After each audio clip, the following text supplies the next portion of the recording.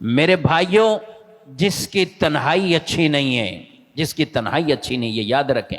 جتنا بھی نیک کیوں نہ ہو، اگر تنہائی اچھی نہیں ہے اس کی، وہ اس حدیث کو اپنے سامنے ضرور رکھے کہ قیامت کے دن جب ایسے لوگ آئیں گے جن کے پاس نیکیاں بہت ہوں گی،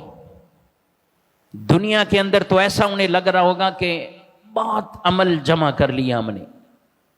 ہاں ایسا ہی ہے، قیامت کے دن آئیں گے، تہامہ پہاڑ، بہت بڑا ایک پہاڑ، اس کی مثال دی رسول اللہ صلی اللہ علیہ وسلم نے، اتنی نیکیاں لے کر آئیں، پھر کیا ہوگا؟ فرمایا کہ وہ پہاڑ کی مثل نیکیاں ریت کے ذرات بن جائیں گے، مٹی کے غبار بن جائیں گے، ان کے پاس نہیں ہوں گے۔ پوچھا گیا یہ کون لوگ ہوں گے، اتنی نیکیاں لا کے بھی مٹی بنا دیا گیا؟ فرمایا کہ جب یہ آئیں گے تو اللہ پاک انہیں کیا ارشاد فرمائے گا؟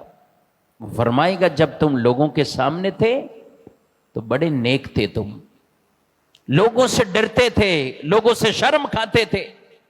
اللہ فرمائے گا تم مجھ سے حیا تم نے نہیں کھائی، مجھ سے نہیں ڈرے، لوگوں کے مجمع میں اچھے بن کے رہے،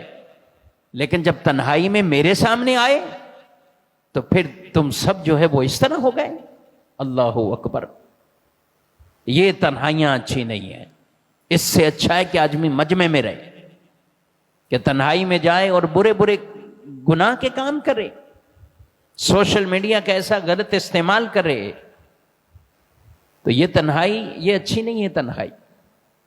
ان کی نیکیوں کو مٹی اور غبار بنا کر اڑا دیا جائے گا